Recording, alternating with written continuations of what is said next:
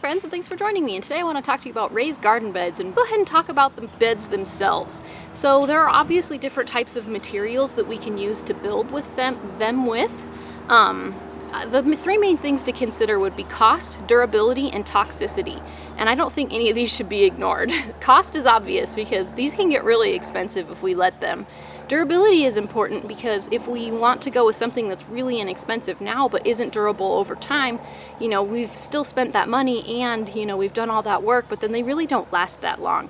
Some of my very first little garden bed thing I built years and years and years ago was made out of pine wood, and literally I think it lasted like 3 years before it started disintegrating, and so I was very unhappy with that. And then when I went to build my, garden beds after that, I made sure to build with a more durable material because pine wood just did not work at all. And then toxicity. This is an important one to consider, especially if you're thinking about using reclaimed materials to build your garden beds, because it can be, easy to find some old green, treated lumber or, some creosote logs and stuff like that and be like, oh, well, it's free, let's use that.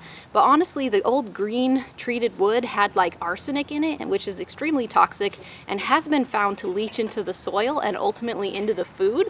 And so we don't want to eat arsenic vegetables. We wouldn't want to, build our garden beds out of that. And same with creosote, that stuff is obviously toxic too. So even though those materials may be free, they may not be the best choice. So definitely that's something I consider when I'm looking at the materials to build my garden beds with. So we already talked about the materials that I'm really not fond of. Let's talk about the materials that I am more fond of.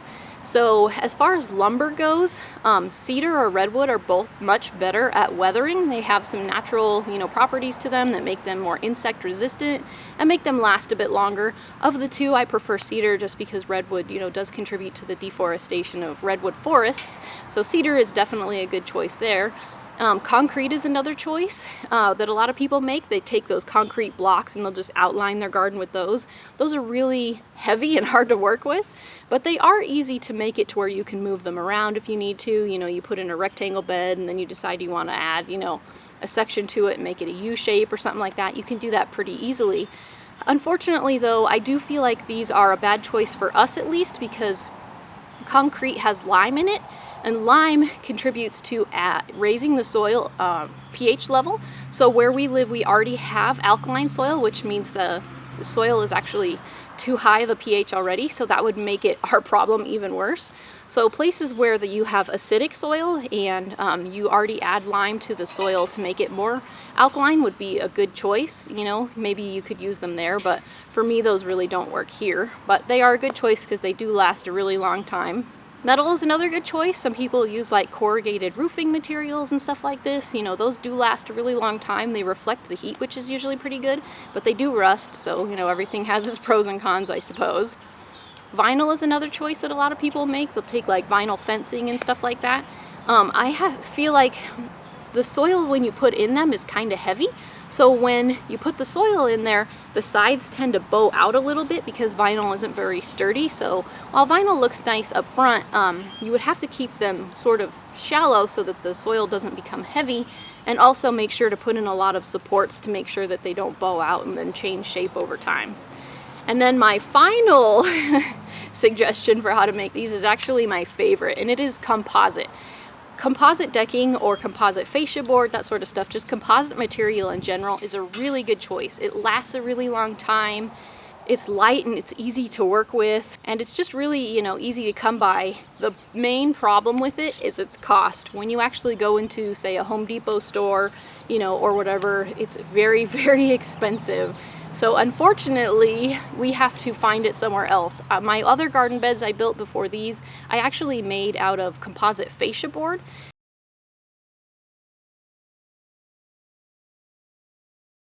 And I got that at a reclaimed building supply store. This time around, the garden beds that I'm actually building right now, I got the material from someone who was selling it on Craigslist.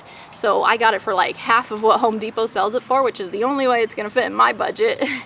So yeah, you kind of have to get creative on where you're gonna find it if you want to make it, cost effective.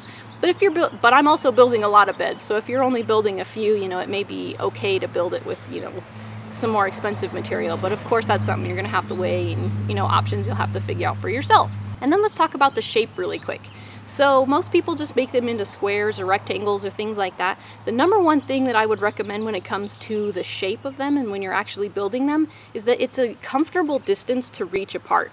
If you buy some 8-foot deck boards from, Home Depot or wherever you get them from, and you build a giant 8-foot square, from either side or any of the sides, you would have to reach a full 4 feet to get to the center of that before you would have to start stepping in the garden bed to compact it. And remember, one of the things we want to do is not compact the soil. So honestly, I don't think that's the best choice of a size to make them out of. If you choose maybe a 8-foot deck board and then cut it in half and then make them to where they're 4 by 8 or something like that, that's more comfortable to reach across. Even if you can't reach the full 4 feet from one side, maybe you could reach it from the other, or even a little smaller if you're putting them up against a fence or something and you can only reach them from one side, that sort of thing. So definitely that's something to think about when you're configuring the size and whatnot, is that you want it to be a shape that you can actually reach across. And then lengthwise, maybe don't go too long on it, because I went to a Reclaim building supply store just yesterday actually, and they had some fascia boards that were 20 feet long. While that would make it to where you have less garden beds to build because you could build these big giant long ones, if you have those in your garden and you're trying to get around them, that might be a little bit annoying to have to walk that far just to get around. And so that's again something to consider. Maybe break up the spaces a little bit more and kind of make them a little smaller so that you don't have to walk too far to get around them. So if you would like a really easy idea for a garden bed to build, I'm actually about to build one right now. So stay tuned if you're watching this video and it's brand new. It's going to come out soon. If you're watching this a little later, it's probably out, and so I'll link it over there or at the end of the screen here, and then you can see a really easy method of building a garden bed that anyone can do, even a beginner. So thanks for watching. I'm Frugal Green Girl, and we'll see you next time.